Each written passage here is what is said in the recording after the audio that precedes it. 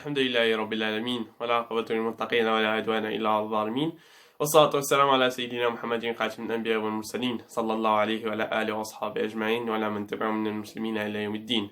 أما بعد, mes chers frères et sœurs, assalamu alaikum wa rahmatullahi ta'ala wa barakatuh. Bismillah wa salatu wa salam ala rasulillah.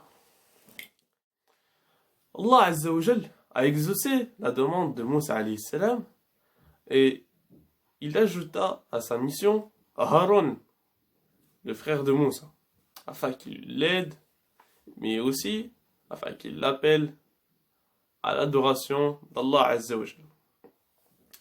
Alors, Haron alayhi salam deviendra un des prophètes et il aidera Moussa alayhi salam dans sa mission dans laquelle Allah Azza wa Jal lui a dit de faire, et c'est de partir vers Pharaon et ses notables qui sont devenus orgueilleux sur terre.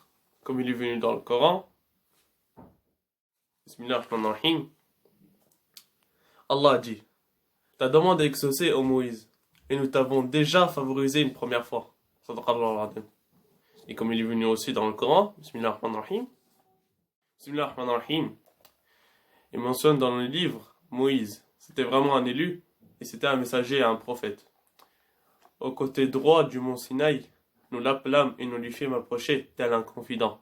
Et par notre miséricorde, nous lui donnâmes Haroun, son frère, comme prophète. Et Allah Azza wa Jal ordonnera aux deux frères de partir vers Pharaon avec les deux miracles et de lui appeler à l'adoration d'Allah Azza wa Jal. Peut-être qu'il se rappellera ou craindra-t-il. Mais Pharaon est devenu orgueilleux et même fier de lui-même. Alors il a commencé à dire à Moussa comme quoi c'est lui qui l'a élevé dans son château jusqu'à qu'il a grandi et qu'il a fait l'action qui est de tuer une personne. Et ensuite il s'est enfui vers Madian. Puis il ajouta: et là t'es revenu vers nous pour nous dire comme quoi il y a un autre seigneur que moi. Et qu'est-ce que c'est que ceci, Moussa? Et qui est ton seigneur, Moussa? Alors Moussa répondra: mon seigneur est le tien et Allah, le seigneur des cieux et de la terre et de ce qui est entre eux. Et c'est le seigneur de vos premiers ancêtres. Alors Pharaon, orgueilleux, dira à ses notables: vous avez entendu? Il a dit que votre seigneur est le seigneur de vos premiers ancêtres. Je ne savais rien, je ne savais pas comme quoi il y avait un autre seigneur que moi. Et je suis votre seigneur. Comme il est venu dans le Coran.